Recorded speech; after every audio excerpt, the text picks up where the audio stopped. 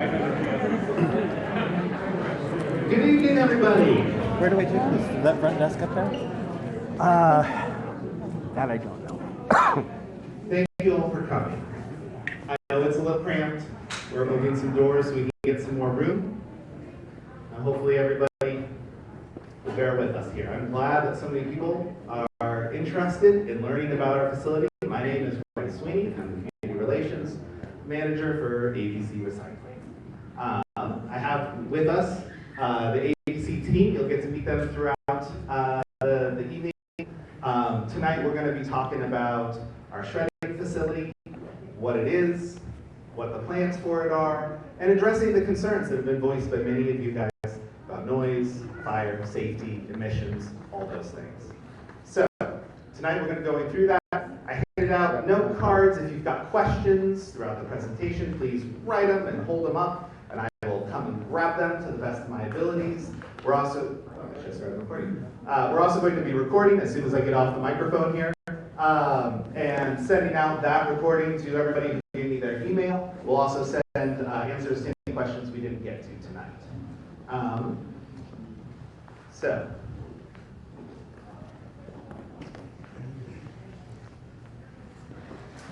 bathrooms, exits. I hope that we can have a civil conversation. Thank you. All right. So, without further ado, No promises. I give you Andy Anthony. He's the VP for U.S. Operations here in Bellingham. Thanks, Riley. So just a little bit about the company, who ABC Recycling is. As you can see on the slide there, family-owned metal recycling company founded in 1912 in BC. We currently operate 10 facilities in Canada. This is our 11th facility and our first operation in the United States. Everybody here in our Bellingham team, we hired locally. A lot of former Talco employees are now our operators in the Bellingham Port Export Facility. I myself am new to Whatcom County and spent the last 25 years in the Morganville Northwest. Been here about a year and a half. Been with ABC for about 5.5 years myself. Spent most of my entire adult life and childhood growing up in the metal recycling industry on the West Coast. ABC's been in this business a very long time. This is our first foray into the shredding portion of the metal recycling industry. We come from a very solid background of operational experience and safety excellence in this industry, both in the U.S. and Canada. Okay, slide, next slide, bro. Do you have any evidence? What's that? Do you have any evidence? You can go to our website, you can see the various awards that we've been given, mainly in Canada because we've only been in the United States since July of 2022. So why Bellingham? A few bullet points as you can see on the screen there. You know, for what we want to do in the United States, the bulk export facility goes hand in hand with our shredding operation here. So we need access to a deep water port. The port of Bellingham was attracted to us because it no longer houses the GP paper mill here, and it's been very dormant for about 20 years. So, Hey, Why don't you stay in Canada? what's that? You guys, let's- How about you let me explain it to you, and you can get your questions answered that way, instead of interrupting me. How's that? As I was saying, we need access to a deep water port. The Port of Bellingham was attracted to us for that regard. We need rail access as well. Another reason was it allows us to expand into the Northwest market. Aside from the lower mainland BC, we could come into Washington State, expand our footprint, expand our volumes, and provide our services to a larger, broader area. We've already done business in the U.S. in a lot of other facets, aside from having a physical operation here, from site cleanup, demolition, and servicing other metal recycling customers in this area from our lower mainland facilities that have existed in BC for decades. Right. Yep.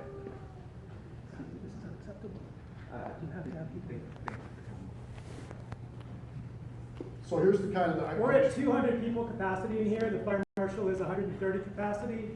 So we're really way over. If you're going to be disruptive, We asked Riley to move the location to another place that's larger. This is too bad. It's a safety issue. It's a safety issue. It's too bad that they're not listening to the community. So Okay, we We'll be can outside. count on 130 people, and then we can ask the rest of the people to leave. and you could have asked for a larger venue. But you chose not to. He's completely right. He's completely right.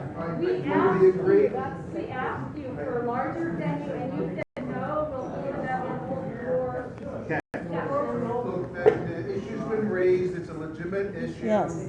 There's an occupancy limit of 130. I think it's in everyone's best interest to observe it. We are here now, we're going to conduct the presentation. We intend to have additional meetings, this isn't a once and done. However, we should deal with the moment, right? This is the moment in time. We have a decision to make. I appreciate that you're very passionate about your position. I understand that.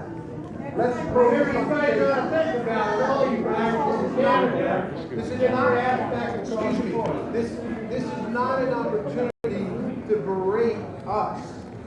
This is an opportunity for us to provide you with information. If you're not interested in information, You've got to let them speak. You have to let them speak. You must let them speak. That's why they're here. We may be over capacity. You're welcome to leave. I probably will for the same reason. But in the interest of civil dialogue and getting the information, I think it's better to let them speak. Thank you.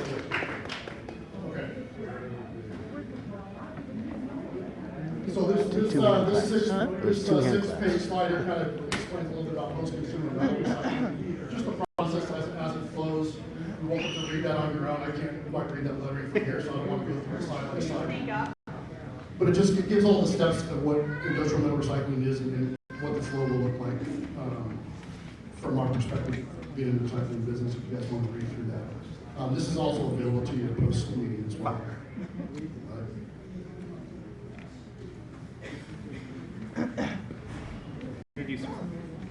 Okay, thank you. My name's Steve Shin. I work with ABC Recycling. I've been in the industry for about 40 years.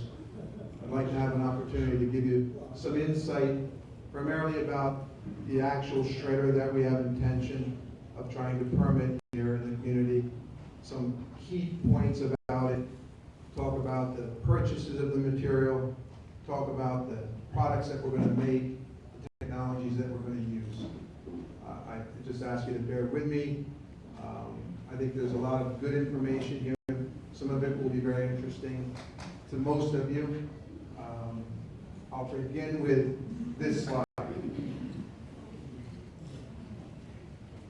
There are many shredders in the United States. The shredder that we're looking to move forward with would look something like this. This is not a photograph of the shredder because we haven't constructed it. Essentially, it shows you some key features, an enclosure that's sound attenuating, shredder facilities, excuse me.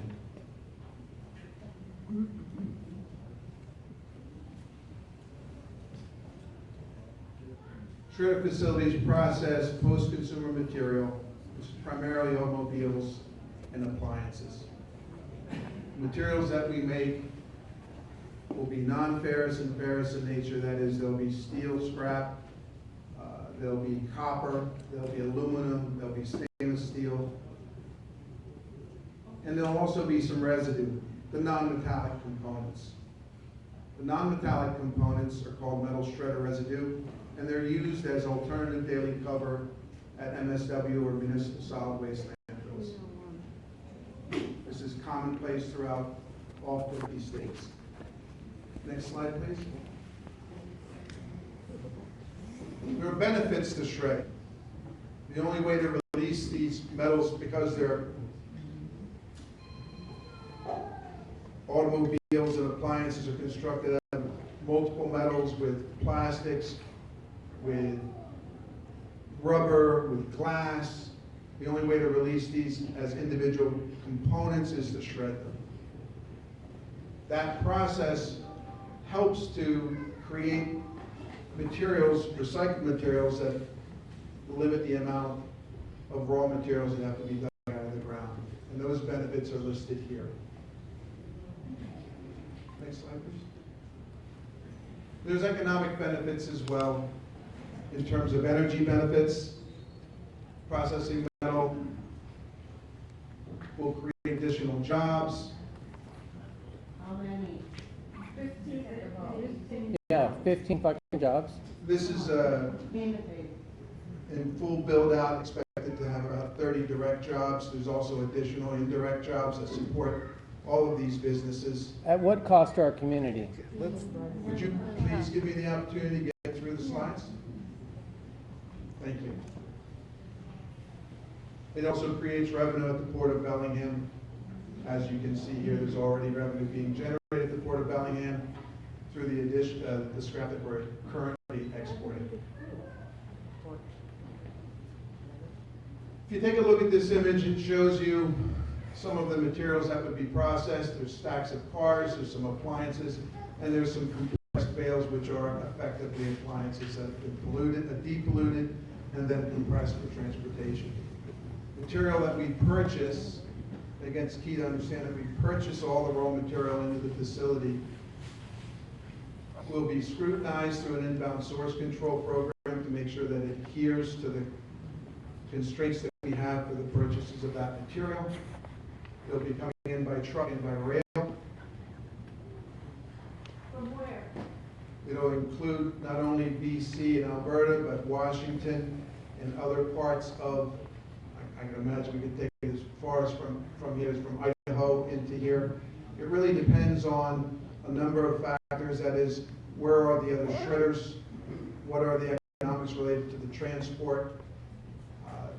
Generally speaking, we want to serve the local community within a certain radius to make it cost effective for everyone.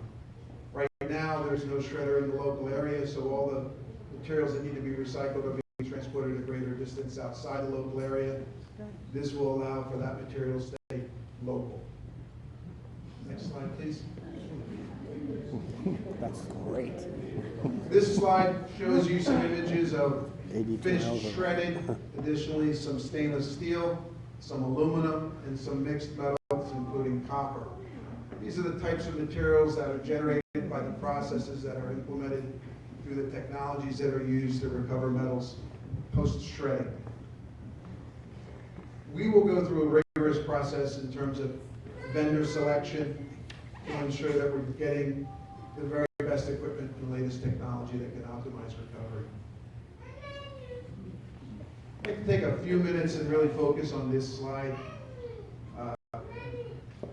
Size matters when it comes to shredders. I want to focus here and explain that the size shredder that we contemplate putting in is on the left-hand side of this screen. It's one of the smaller shredders dimensionally that are manufactured. There's a lot of information that you can obtain online, both pro and con. The majority of the impacts that have happened to communities from shredders across the United States, where communities are upset, those shredders are the mega shredders and the larger diameter shredders that are on the right-hand side of this screen. They have high throughputs, they have huge capacities, and the economics for those shredders require a great deal of feedstock to make them work economically. We don't contemplate that here, and I think it's important that you understand that. The risks associated with a much larger shredder are by orders of magnitude greater than a smaller shredder. The smaller shredder doesn't eliminate risk, don't get me wrong, but I want to focus on where we are at on this chart. We plan to install a 74-inch modular shredder powered by a 4,000 horsepower AC motor. That is at the lower end of this scale. Therefore, how loud is that going to be? I don't have a question on that. I'm sorry. How much noise will that produce, the shredding? So, again, we're going to go through this slide by slide and provide you, I think you'll get a lot of information to answer your questions, and then there'll be a little bit more time to answer questions. Again, emphasize here where we are on this scale. We're at the lower end of the scale. And since Riley can't turn the slides, I'll try to do it myself. I'm only one man at the space bar.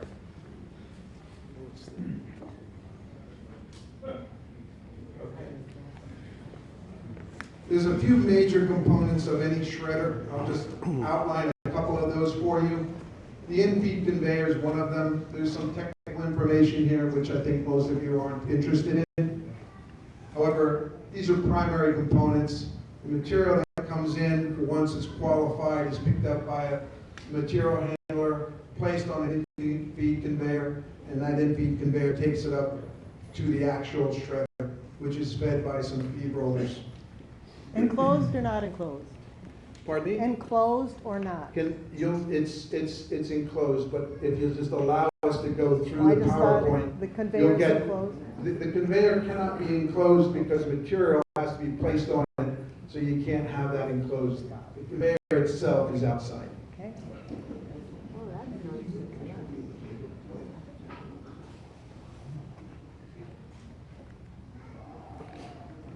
This is a cutaway view of a shredder. It's just a shredder. I think in the back you may not have a great view, but effectively when you cut away, the inside of the shredder is essentially a chamber. Inside that chamber there are grates. Outside of that chamber there are steel walls. Those are lined with liners effectively that wear and are replaced periodically. It's a fairly destructive environment, but it's very well engineered. Shredders have been around approximately 50 years. These shredders are fed with a ramp that has 2 feed rollers so that the material is regulated into the shredder. I think the illustration provides you with some insight as to what the inside of a shredder looks like. There's some technical information on the left, but again, I don't know that you're that keen on that information. Inside the shredder is a rotor. That rotor spins at over 700 RPM. There's several pins that go through that rotor, and there are hammers that swing outwardly. They create the initial destructive force to allow the material entering the shredder chamber to be chopped up into pieces the size of your fist. Hammers on metal. Pardon me? Hammers on metal, sounds great. It would be loud. We're getting there. We're getting there.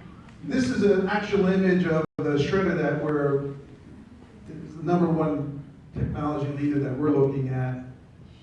It's a 74-inch mill. It's actually on tracks. It doesn't require a serious foundation because of the size. It's not as big as the others. So you can actually track this onto a concrete foundation, and you don't really have to bore footers, and you don't have to drive pilings. I think that's, again, it reflects the size of the machine. It's not the bigger machines that may be getting information about through the internet.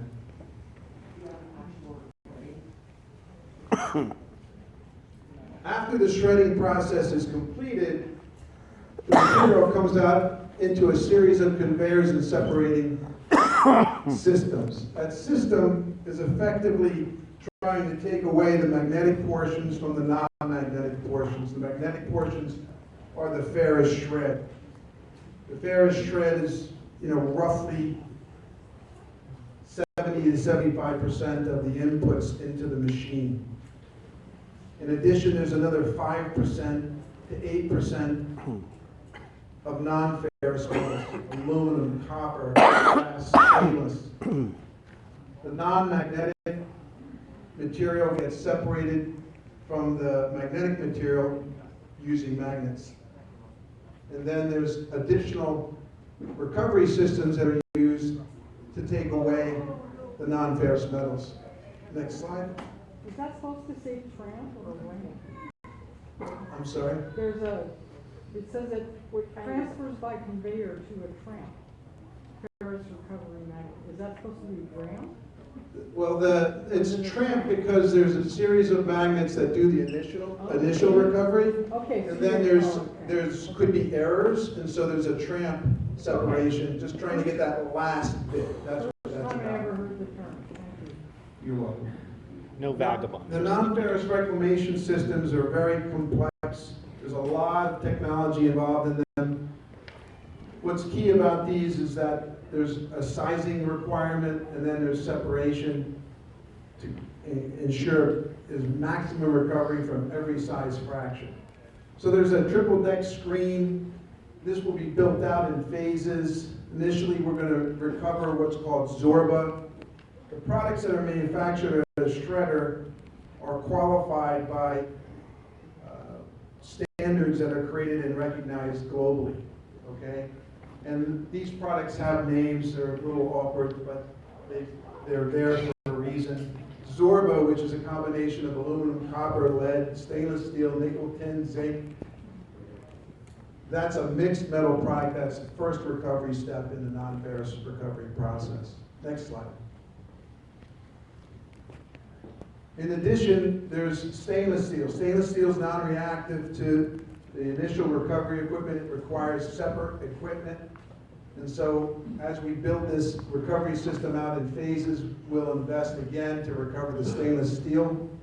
It's again primarily stainless, but there's also some insulated copper wire and tramp amounts of aluminum, copper, nickel, and so on. Next slide. There's some additional recovery equipment that we can invest in to recover what effectively is copper concentrates, small pieces of copper in the smaller size fractions. And this recovery equipment will do it. This will be a later phase. These products, in addition to the Zorba and Zurich I've already mentioned, have names Clove, Cobra, Coca. These things are again listed in the globally recognized standards. They help to define the products so that they can be marketed around the world. What's a ball mill? Vertical ball mill? It's a piece of equipment that is specifically designed to reduce the material from one size to another. So it pulverizes it? It's a size reduction machine. I'd rather not go into the specifics of a ball mill. Is this a dry process or a wet process? All dry. Dry process. It's all dry. The non-ferrous twitch system is essentially a system that takes Zorba and converts it from just a mixed aluminum package to a specific type of aluminum, sheet aluminum versus cast aluminum. And it goes through several pieces of equipment to do that. And again, as you see these names, Twitch and Zebra, again, these are the standards that are used internationally to describe the products that are manufactured so that the buyers of this material can understand what qualifies them and how they need to pay for them. Okay. That's a quick overview of the core elements of the equipment that are used to process shred, post-consumer material, create the shredded ferrous, create the non-ferrous. I know that there's a lot of concern about noise, about emissions, all these other factors. They're valid concerns. They're going to be addressed. We are focused on them. We're working not only with consultants, but also with the regulators.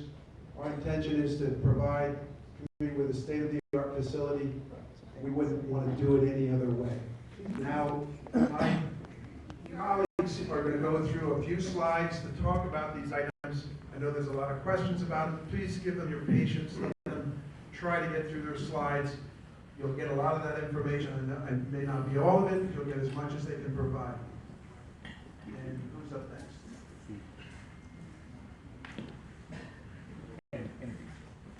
Hello everyone, my name is Stephen Holland. I'm the Health, Safety and Environmental Director for ABC Recycling. I want to talk to you about a few of the concerns that are raised, have been raised, and that we're looking to provide more feedback and education on how we will address them. Sorry, not used to speaking in the mic. from people outside? Yeah. We're I'm trying to talk into the mic, sorry. We understand that there's a lot of concern about what materials come into the shredders. We have very specific requirements for what can come into the shredder, what is acceptable material, and what is prohibited materials. So towards this, we have contracts in place, we have requirements that must be met, and if they're not met, we reject materials. We do not accept these things. This is part of our overall inbound source control policy. All material is as well visually inspected when it enters the facility, is checked checked at multiple points throughout the process to ensure that none of these prohibited materials make it into our facilities, into our feedstock, and are processed. So we have very stringent requirements and disciplinary actions against anybody that would be bringing stuff that is not accepted. So what's something of an unaccepted material? Something like a wet vehicle, so something with fuels in it, refrigerants in it. We are not doing processing on site. We are not cutting down larger materials into smaller stuff. Sorry, there's like 100 people outside that can't hear you. Is there a way that you can just be a little louder? I'll try to talk here. Is this better? Yeah. Okay. I'm learning the microphones as well here. So with outside of those, there's many other materials, flammable and combustible liquids, radioactive potential materials. All of those are prohibited from site. We do thorough inspections for them, and none of those will be permitted inside of our facilities. Is a contract with the customer means of compliance? No, we have multiple checkpoints throughout the process, but that is one of our main ones. We set a standard and a guideline that must be met, and we enforce that with all of our customers, all of our clients. We make sure that we provide them the information, so that way they understand the requirements as well. And that way it's clear, black and white, these are what are acceptable and unacceptable, but then we have other controls down the way. We don't just rely on one control to prevent potential unaccepted materials coming in. But they get through though anyways. You had a fire on a barge on the Duwamish, We do have multiple checkpoints for these, and but it happened. everything with that is towards prevention. All right, let's finish the I'm just presentation. pointing out. We'll get to the questions. I appreciate the passion. So as well as with fires, so we were going to be working with the fire department on this, fire marshal, to make sure that we have a state-of-the-art facility for protection of fires. There's always the risk of potential fires in any facility, in any operation, be it metal recycling or any other industry. There's a risk of fires. So we're going to make sure that we meet.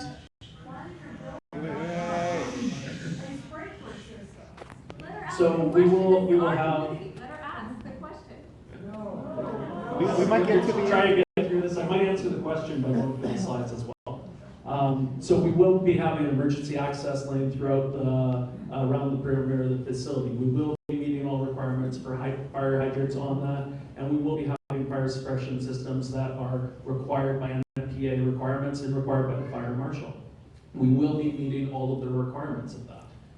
In addition to that, on the shredder mill, it does have a water and a foam injection system. This not only helps with any potential residual fluids, but the foam injection as well helps with any dust as well. So combining that, we reduce any potential for processed water, and then that reduces as well what's down the materials and reduces the potential risk of fires.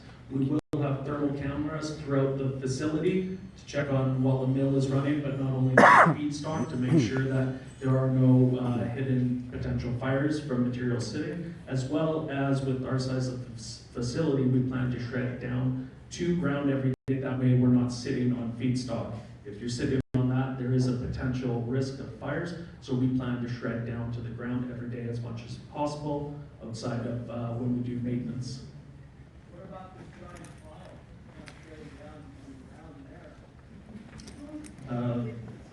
That's a whole, Yeah, that's for shipping here for this one. On the topic of noise, we have the sound decibels. We have a consultant that's put this together. They got the sound readings coming from the similar shredders or from the manufacturer, and they did an assessment to the local regions around there, around the different classifications around the surrounding area of the project.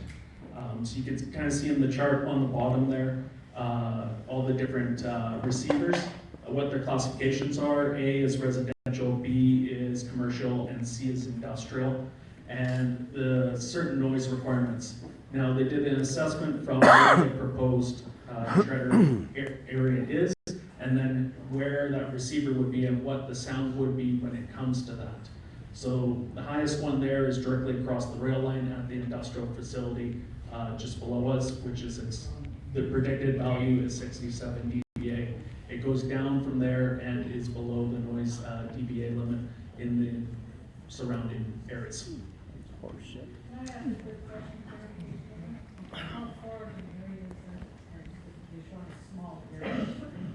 So with sound, the farther it travels, the quieter it gets. So it'll be directly around it, will be where we measure it, and then it'll go down from there. Is this sound gonna be any quieter than what we have already with the shredder, you know, the metal in the middle of the night screaming? That's the Well, little pile. with the sound, yeah, there's a lot of difference with the sounds. 'Cause I- The sounds will be water restricted to the operational hours of the facility. But we also are putting an enclosure on the facility. So it'll be a four-sided enclosure with additional noise dampening materials inside of that to help dampen the sound. And it's also been designed so that the sound is directed upwards. So that way it's reducing it from going up. So this is an engineered building for that, purposely built to direct and minimize potential sound coming from that.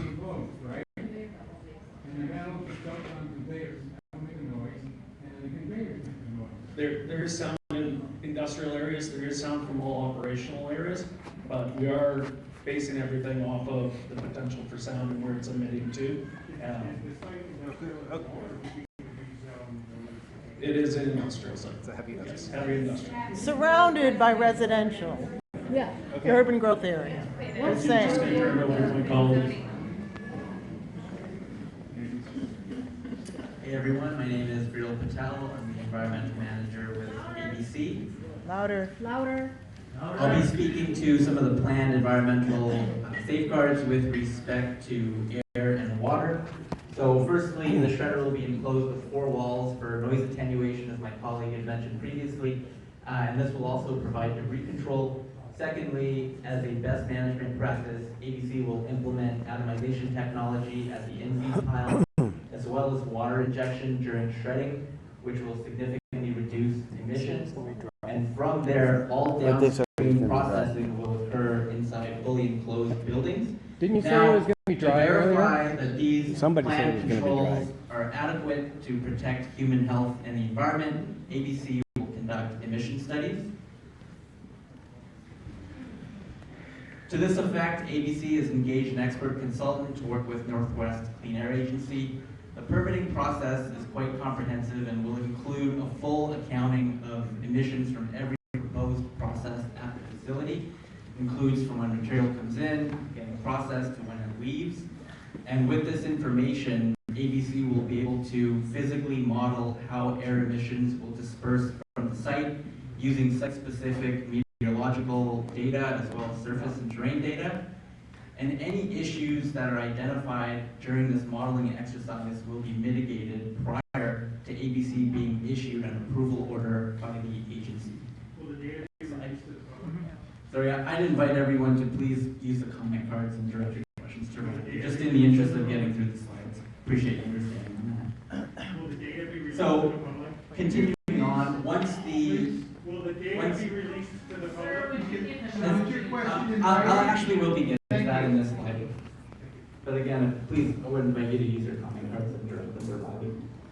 Once the air permit is issued, ABC will have commitments to its operations and will work with Northwest Clean Air Agency to maintain compliance.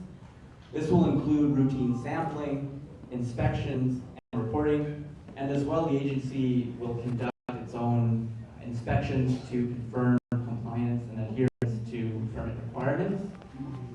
And we recognize at the end of the day, to run a safe and environmentally responsible facility, you know, a commitment is ongoing. It doesn't end just because we have a permit. With respect to stormwater, ABC's design includes a detention pond, which will allow for initial settling of suspended solids, followed by a multi-step treatment process to remove various parameters as determined by ecology, the regulator. And a key component of the treatment process is electrocoagulation. This is a well-established, proven technology that is anticipated to allow ABC not only to meet the minimum standard, but to exceed it. Next slide, Rick. So again, on the detention pond, it allows for a long residence time, so the water's in there for a while, the suspended solids will hopefully settle out, and from there, they'll be treated. But more importantly, this detention pond will actually reduce the flow rate from the site during a 1 in 100 year storm event by 90% compared to the way the site is right now. Now, regulatory compliance, accountability, and agency oversight are all critical in managing stormwater, and to this end, ABC will secure an industrial stormwater permit, which will include stringent guidelines on our operations. And in the site-specific stormwater pollution prevention plan, it will include best management practices as well as operation and maintenance requirements on our treatment plant. And ongoing monitoring on a minimum quarterly basis will be scheduled, and those results will be publicly available and will be provided to Ecology. And through this permit, ABC will commit to an escalating corrective action schedule should issues be identified. And this process really ensures that ABC's stormwater will be protective of the environment and compliant. Plan 100-year storms are happening every 10 years. Yeah, it's a pretty standard modeling procedure to use a 100-year storm.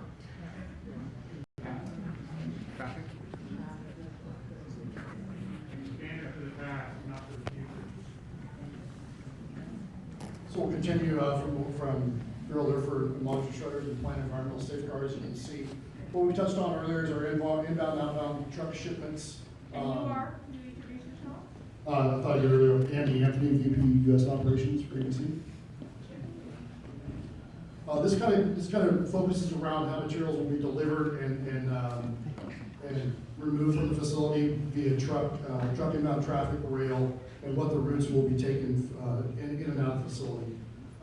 The existing primary truck route off Bakerview is Bennett to Marine Drive, with an alternate potential going down Lucas Airport to Alderwood and then Airport via Marine Drive as well. So those will be the routes we can come in and out of the facility via truck. A large majority of the volume inbound as well as some outbound, but primarily inbound will be by rail.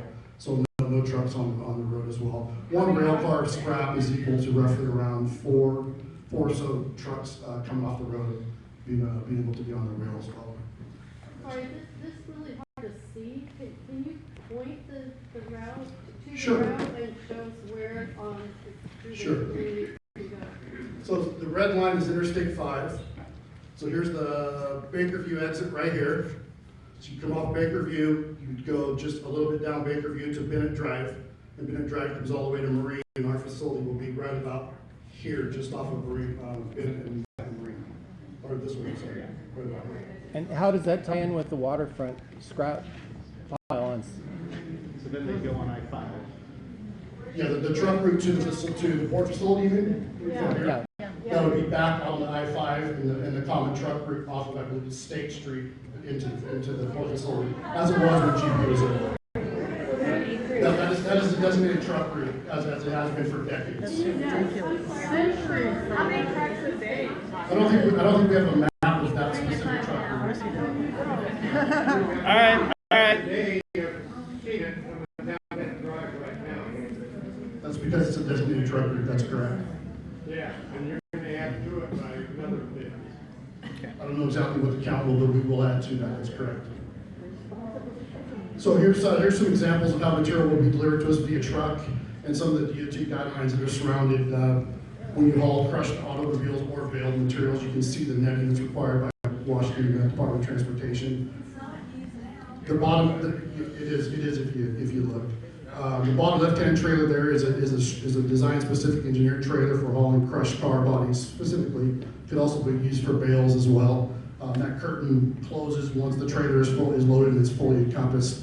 And typically the netting will be placed over the top as well to secure any debris from leaving the load as it's going down the road. Excuse me, but I didn't quite understand what you said earlier. Are those trucks going down State Street, or are those trucks that are just going down? These trucks are just going Bakerview to Bennett to the facility. The finished product will go on I-5 to the port. Those are end-up trailers. Those are 105,000 pound gross vehicles, just like you would see going into the GP mill. Okay, Let's get through the slides. Some more traffic impact and mitigation. This speaks more to the rail that I just touched on previous. As I said earlier, one rail car worth of recycled metals, roughly around 4 truckloads being mitigated off the roadways. We're taking a big project at a time. Well, let's get through the slides, okay? Yeah. Riley. We're We're gonna get to all the questions at the end of the, but let's get through this information, okay? Just 2. It says conclusion, for Pete's sake. We're almost there. Hang with us. So in conclusion, folks can read through that, but we probably don't need to talk anymore. We can go to the next slide, right? Okay. Can you answer where, when the shredding material goes before what the route is, though? I don't think we got that answer. And I think it's a really important question. It I is. know what you're getting, and I think it would probably take you about 2 seconds to answer, and everybody will be satisfied. What I'm picking up is goes down Bennett, goes to the facility. That's correct. Then go back I-5 down to The port. State Street. I believe that is the current truck route Street. And that goes down to Hartford. to the Fort Bellingham on Cornwall.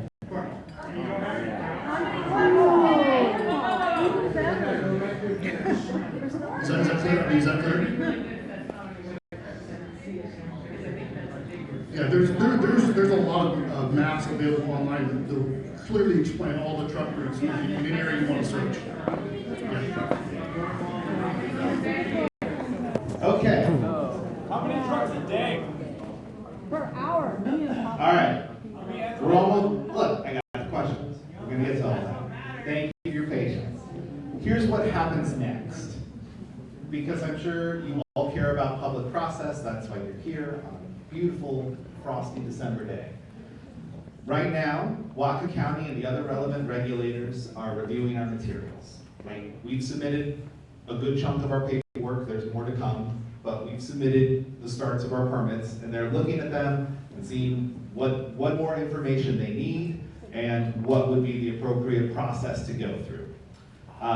There will be an Environmental Impact Act review, SEPA, the hearing examiner, and then the county council will review those permits and conditions. And if granted, construction will begin in 2024 with the ribbon cut in 2025. So, I've got some questions. If you've got questions, please let me, I want them.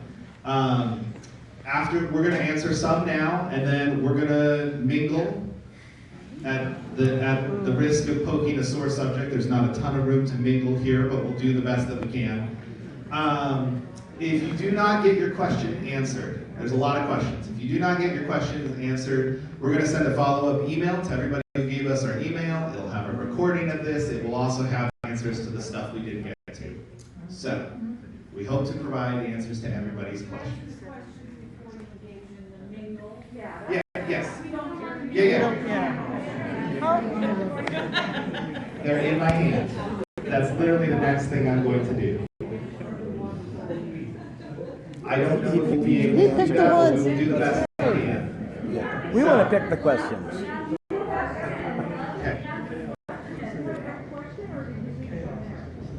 Okay. There's a lot of repetition, and there's a lot of people who ask questions that we've already touched on, but I want to get to some of the stuff we haven't touched on. Riley, are the slides available to us somewhere? Yes. So if you gave us your email, I'll send you the PowerPoint, I'll send you the recording, I'll send you a frequently asked questions. If you don't have email, we'll put them up on the website. Yes, abcrecycling.com. Go to the Bellingham page. We'll put it up there. Doing the best we can. Okay. So, hey everybody. I neglected to introduce our owners. We have Mike and David here. It's a family-owned business. They've been running the business. It's great. They're here as well. They don't live here, Yeah, do your business in Canada. Okay. So, first question. We're tired of being polluted on by Canada. First question, why aren't you building this in Canada? I got a lot of variation.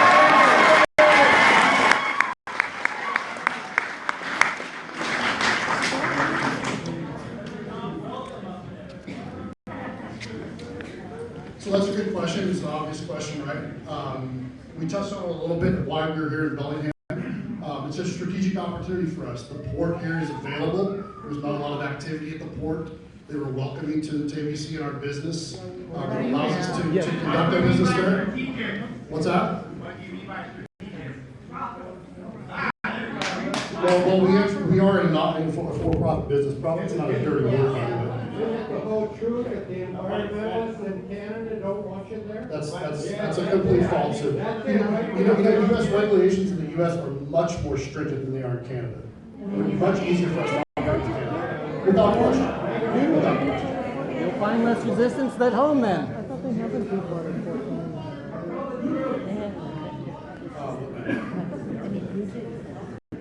The question is, do we own the land or is it contingent to purchase?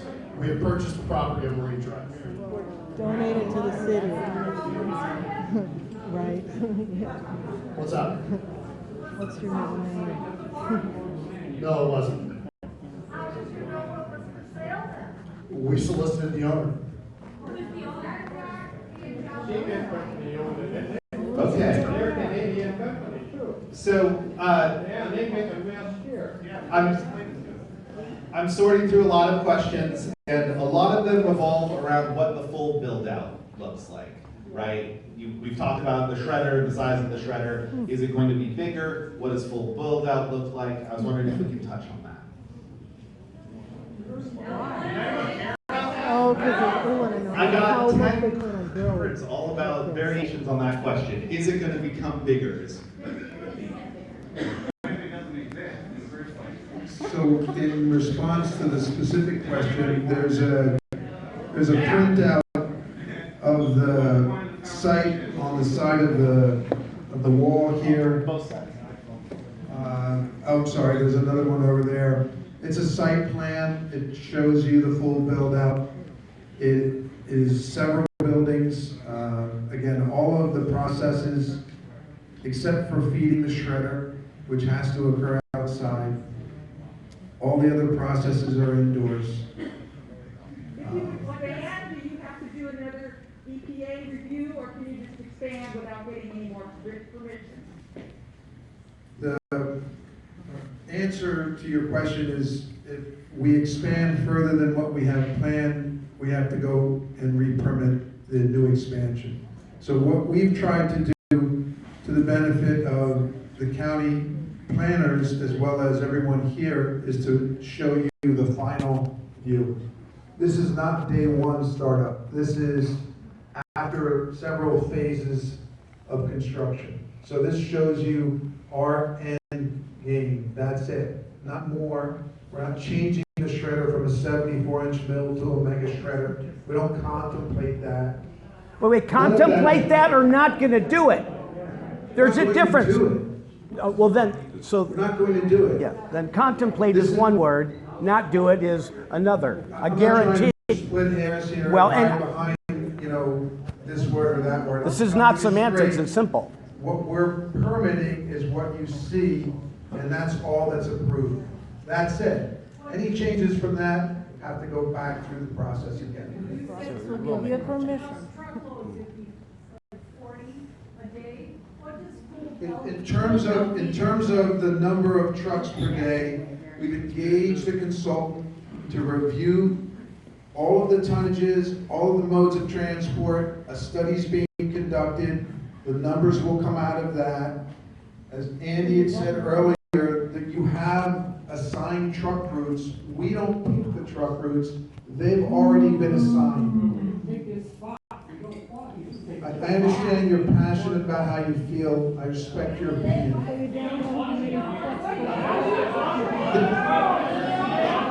There's a process, as you all know, there's a process. We're going to go through this process together. We may not see eye to eye on the process, but it's a process. That's what's going to happen. No, it's the process isn't right is the problem.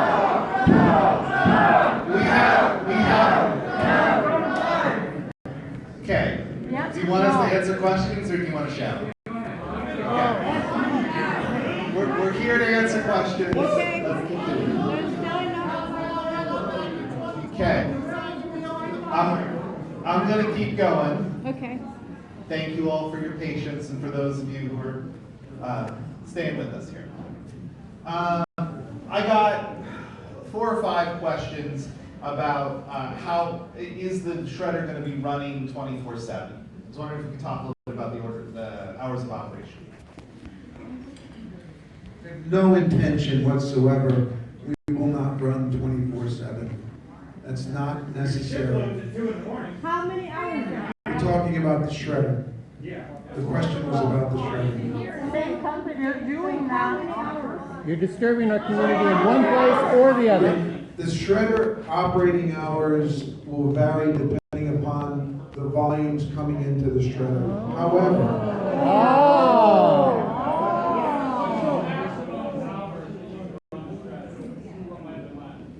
the maximum number of hours that we can run the shredder will be determined through the process. And it is not 24 hours. Capacity. Look, I'm trying my best to answer your question. Please. Are you saying it's 9 to 5? No. Is there any hour that you would not? Are you not running? Let him answer that Our question. intention is to process materials during hours that are normal business hours, 5 days a week. That's what we contemplate. Again, contemplate. It's ambiguous. Didn't we say intention as 7 to well? 5 Monday That to your Friday. intention they, The permit is for 10 till is from 10 p.m. It is, Yes. because, and we can talk some more about this, but if there's an equipment breakdown, we want to be able to fix that equipment, right? And that might go beyond. 10. We don't intend to do that. But then, I keep hearing intend. Intend. Intend is not a good word to be I using. don't like working after 5 either. Okay. The whole community. We want defined you're in a times. neighborhood. You're not in. So, mentioned that the power grid, that the power company was going to play a part in when it was going to be operated. We- So we there need- was potential that it could be operated only outside of regular business hours. I mean, so, Yeah, I mean, that's- tell us, it can run at 2 o'clock in the morning. well, it can't, because our permit application only was 7 a.m. to 10 p.m. But, like I said, we intend to run. power rates drop after 5 How p.m. How about Normal the business kids who hours. want to go to school So, and they need to I- go to bed by 8 and 7? So, I got several questions about the residue. What's going to happen to the waste, the stuff that we don't want? I was wondering if we could talk to that a little bit. It'll go in that 100-year flood is where it'll go. It'll leach into the groundwater. That's where it'll go. As I said earlier, with respect to metal shred residue, excuse me, could you please, this is your meeting, it's. It's our It is our meeting. Provide you with information, It's our town It is too. and we invited you in to give you some information. No, we In our invited you building. in. With respect to metal shredder residue.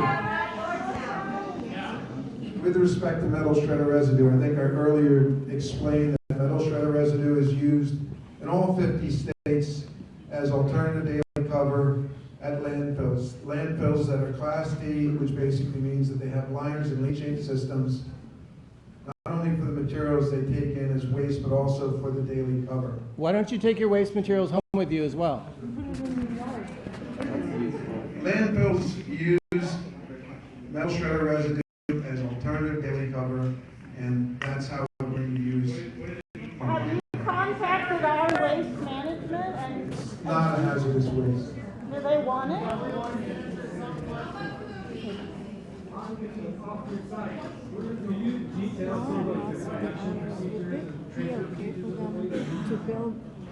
Metal shredder residue will be generated as the last step in the metal recovery process. It is then loaded up into trucks or rail cars, depending upon which landfill it goes to, and transported to those landfills where it's handled by the landfill itself. Trace elements and the printed circuit boards. Take it back to Canada. There are going to be trace elements. trace elements. Okay. Thank you all for your continued patience. If there are any questions I haven't received, please wave on the cards. Please wave your cards. I want to make sure that we got them. And if we don't get to them tonight, again, I'm going to email answers and put them on the website. Okay.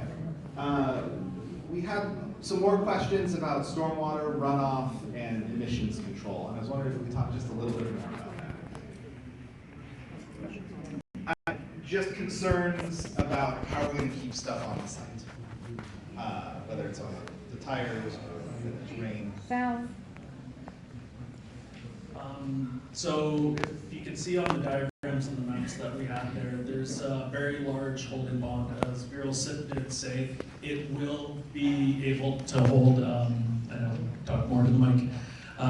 So it is designed to handle a 100-year storm. So it is a very large pond for our facility. Our facility will be fully capped, so it'll be all paved. There's no potential for groundwater contamination on it because it's fully paved there. So all the rainwater, stormwater will go to this pond, and then it is treated from that point. Then afterwards it is discharged, and that will all be monitored based off our industrial stormwater general permit. So that pond in the slide didn't look like it was lined or anything. I saw dirt all around that. The pond will be lined. So the concrete slab, concrete's permeable. It will allow everything through it. It seeps right through. Okay. We got a bunch of questions about the impact. Okay. We got a bunch of questions. We need an answer, please. Answer, please. Where's the water? It's city water. Where's the water coming from? It's the utility. City water. When you purchase water, industrial facilities purchase water, just like residential customers. Okay. It's not. We purchase water from a utility. I don't. Yeah. The county will determine that. Okay.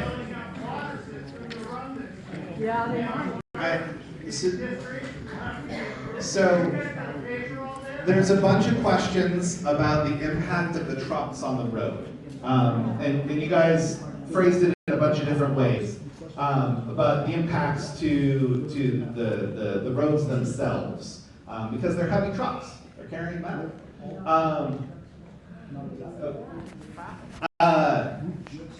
As part of applying and getting permitted, we have to pay traffic impact fees, just like any other business. That's determined by the county based on the impacts to the surrounding infrastructure. And What about city. traffic? What about impacts to traffic? So the traffic impact fees go to the county, since this is in the county. They turn around and can use that for traffic improvements and maintenance to ensure that our roads and infrastructure continue to run strong. So in terms of the potential impacts, now the roads we're going on are going to be the designated truck routes, which are built wider and stronger and sturdier. When you build a federally regulated truck route, you have to build it to a higher standard, and usually you get federal funds for that. Like State Street? Bennett is a federally classified truck route. State Street sure isn't. We would only be on the designated truck routes. What about State Street? So, continuing on the theme of transportation. And State Street. You're ignoring everybody. Yes. About State Street. That is not Answer the question, please. The trucks are only going to go on federally Here, let me pull up the map.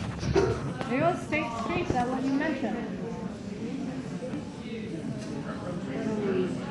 Yeah, truck routes are not determined by ABC.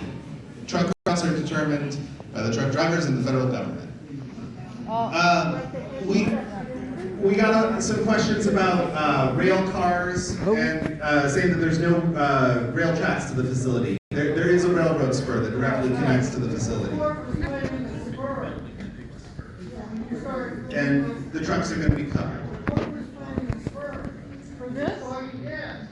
There is a railroad spur that reaches this facility. Spur to take the finished product out of town instead of trucks. Are you talking about a finished product from Marine Drive to the port? It's a very short distance. Oh, you're going to the port. Yeah. Rail from Marine Drive to the port makes no sense. Yeah. Yeah, that's correct. All the finished product from Marine Drive, the finished metal product will be going to the port. The non-ferrous metals will be loaded on site and be trucked to another port for export. But no, on occasion, Trucks to another port could go on railroad. It's right by. no, not the kind of material I'm talking about. It goes into a container that is shipped overseas. That's a sealed container.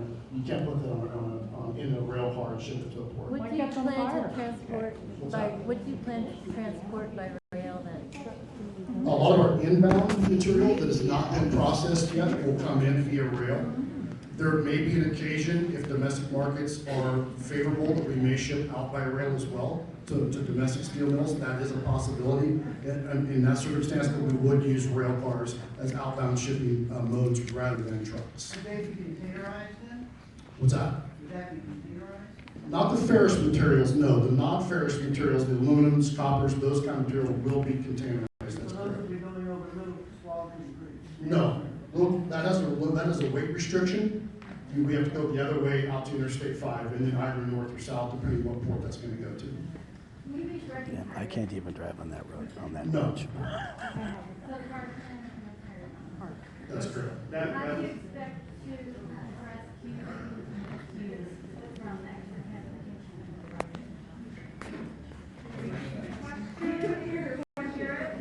How do you expect to address PEEQ from the truck transportation? That's a chemical that's put off by tires that affect coho and will kill juvenile salmon if they're within 500 feet of this site within 4 hours.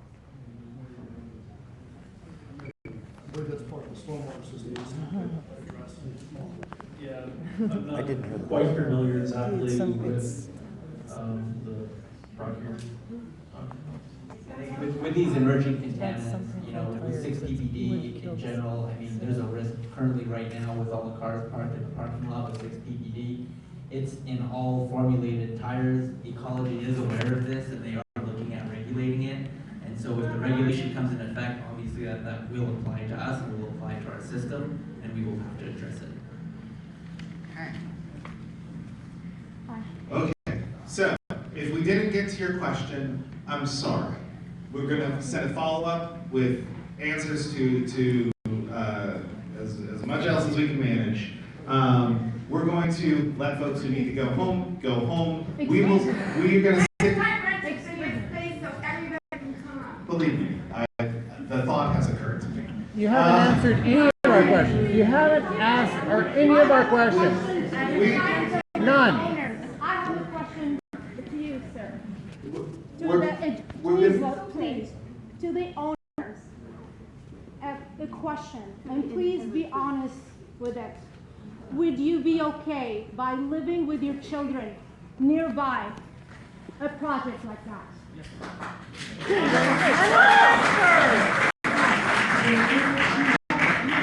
Sorry, my name's David Yockel, it's one of the owners. It's my brother Mike.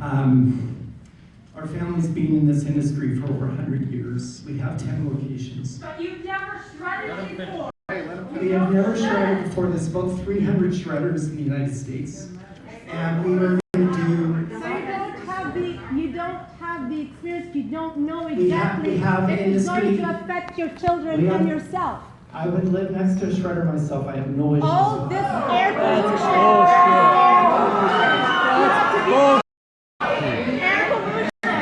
Okay. We're not going to disappear.